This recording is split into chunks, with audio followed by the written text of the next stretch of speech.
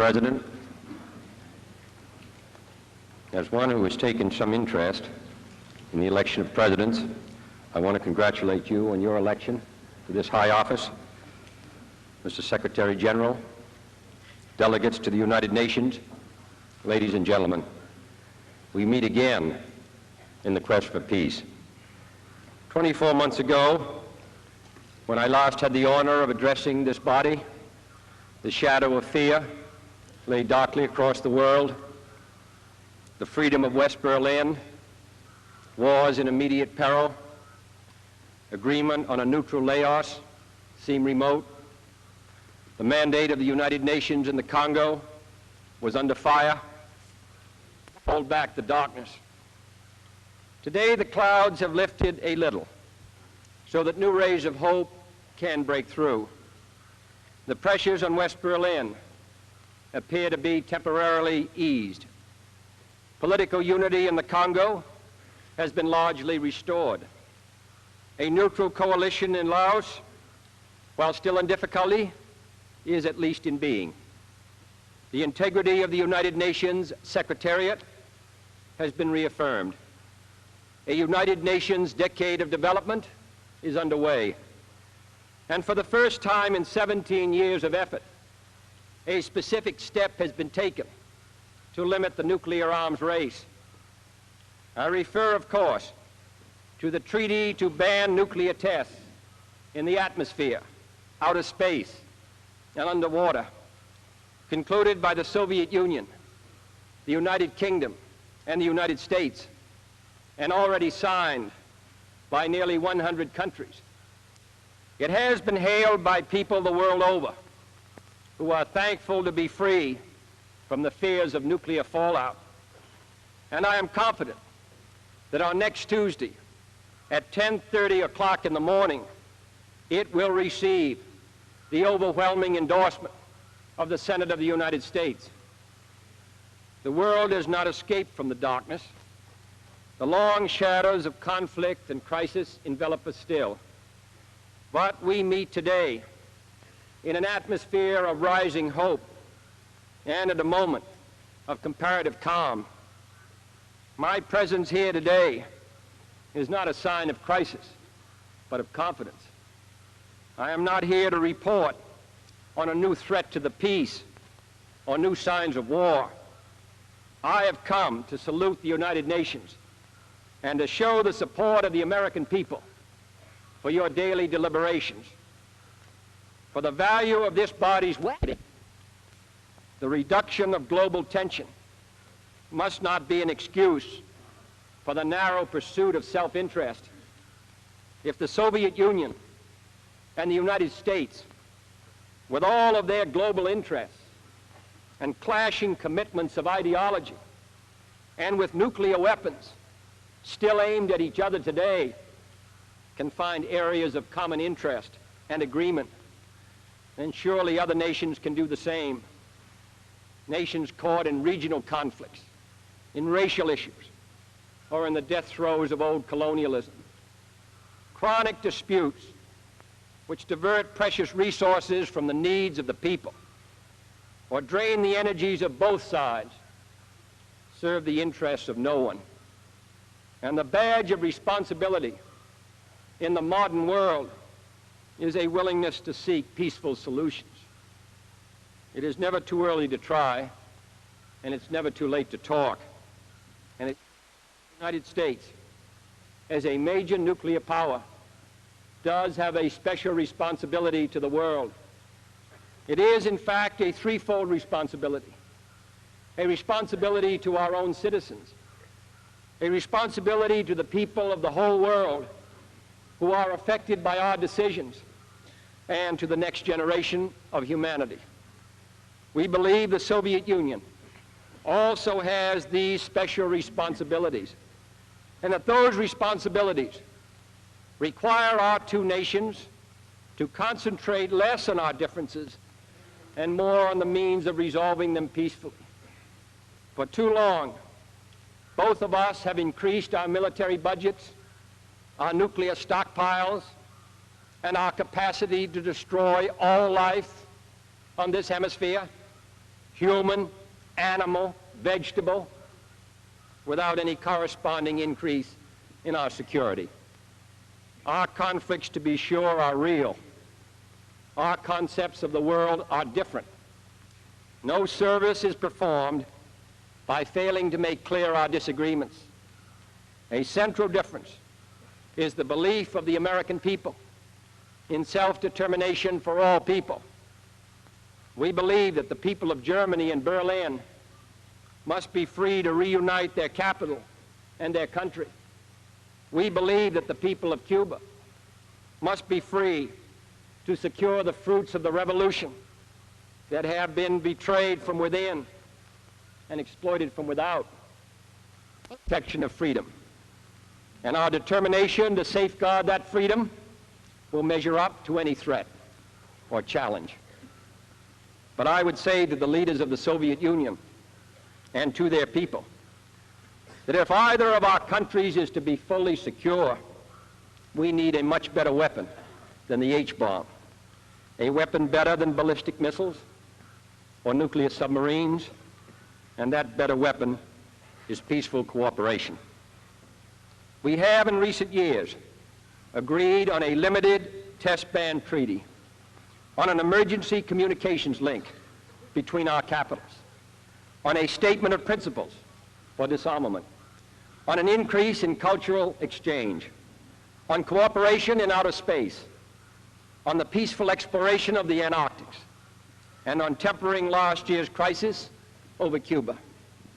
I believe, therefore, that the Soviet Union and the United States, together with their allies, can achieve further agreements, agreements which spring from our mutual interest in avoiding mutual destruction. There can be no doubt about the agenda of further steps. We must continue to seek agreements on measures which prevent war by accident or miscalculation. We must continue to seek agreement on safeguards against surprise attack, including observation posts at key points.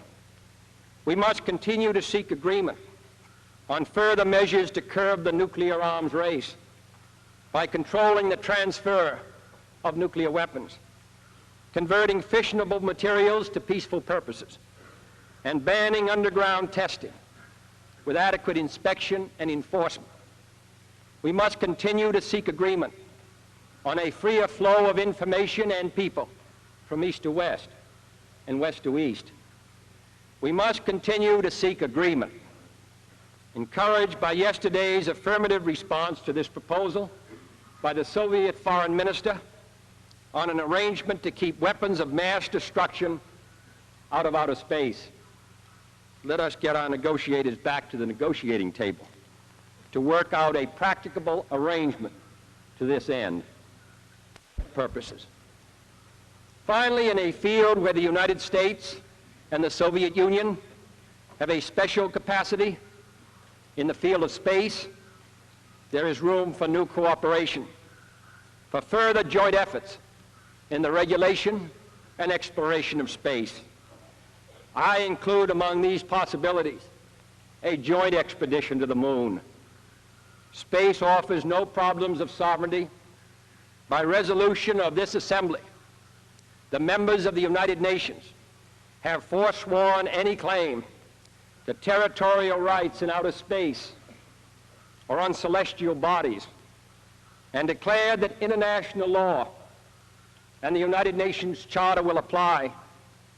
Why, therefore, should man's first flight to the moon be a matter of national competition?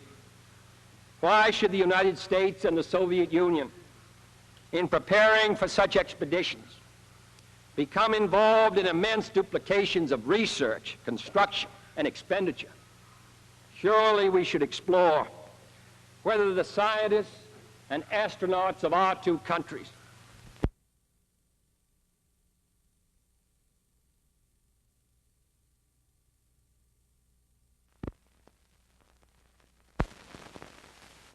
stronger than error, and that freedom is more enduring than coercion. And in the contest for a better life, all the world can be a winner.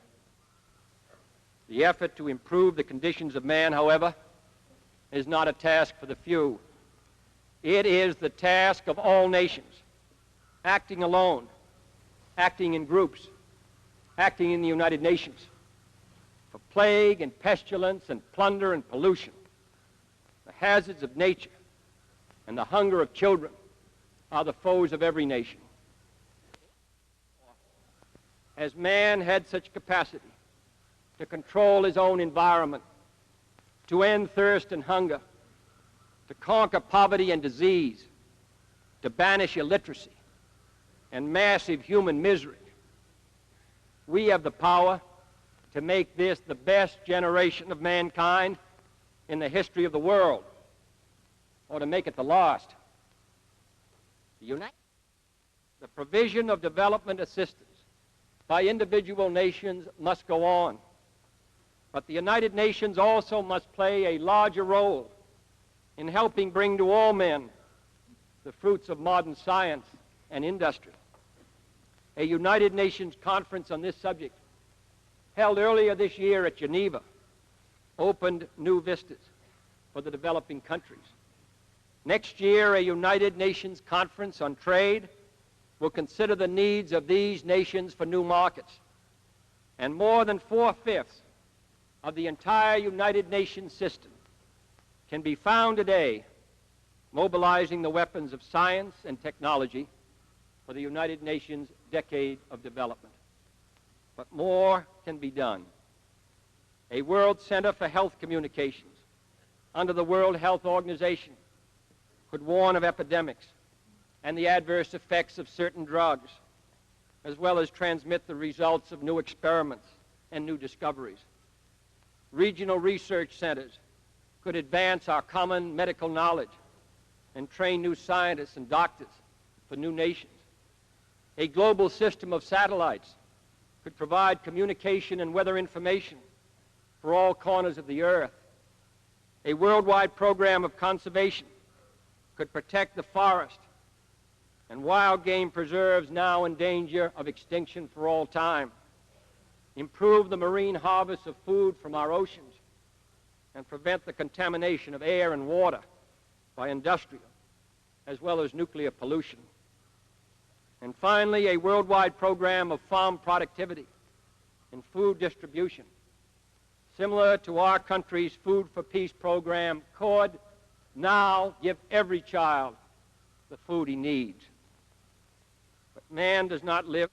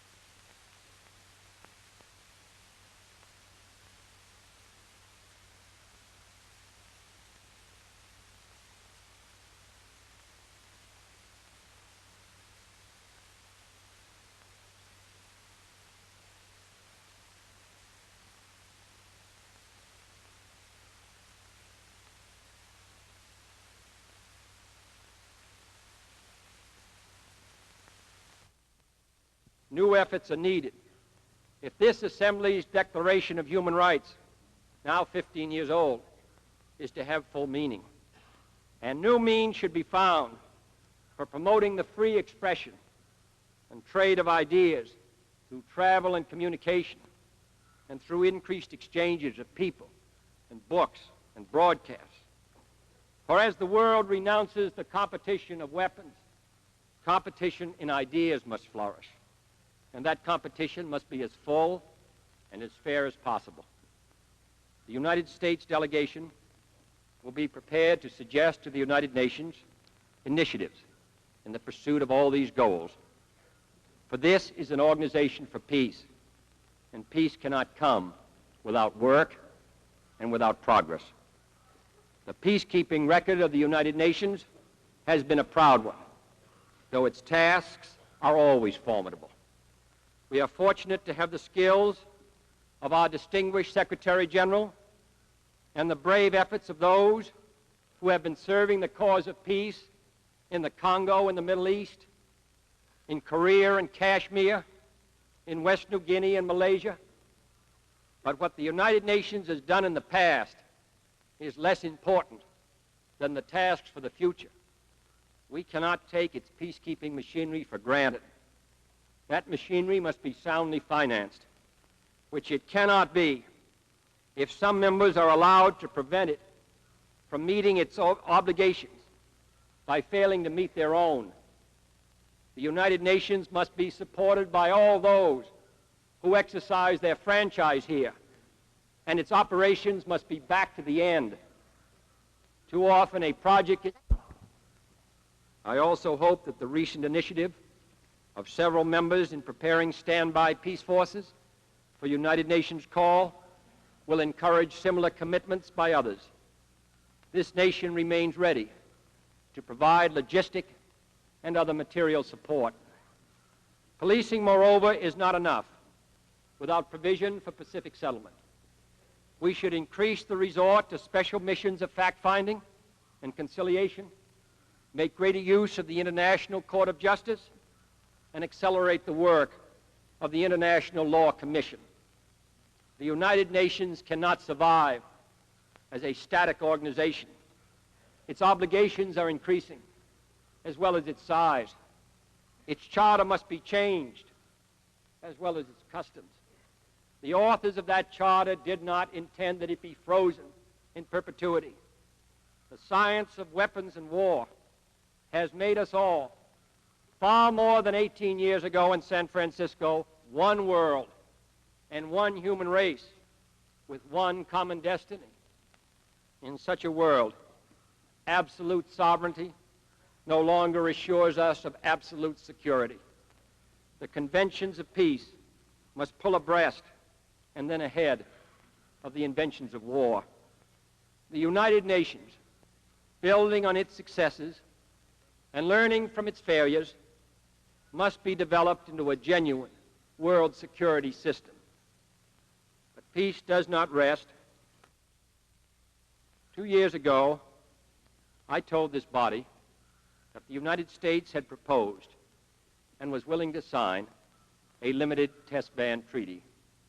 Today, that treaty has been signed. It will not put an end to war. It will not remove basic conflicts. It will not secure freedom for all, but it can be a lever. And Archimedes, in explaining the principles of the lever, was said to have declared to his friends, "Give me a place where I can stand, and I shall move the world."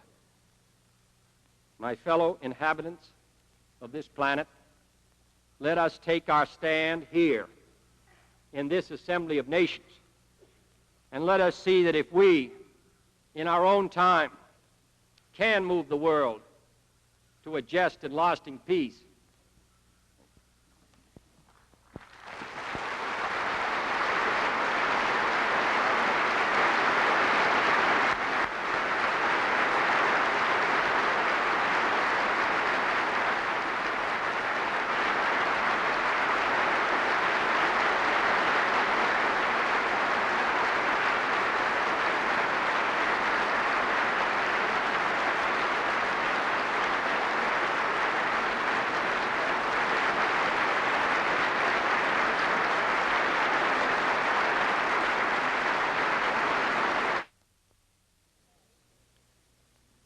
En nombre de la Asamblea General, deseo dar las gracias a Su Excelencia por las importantes palabras que acaba de dirigirnos.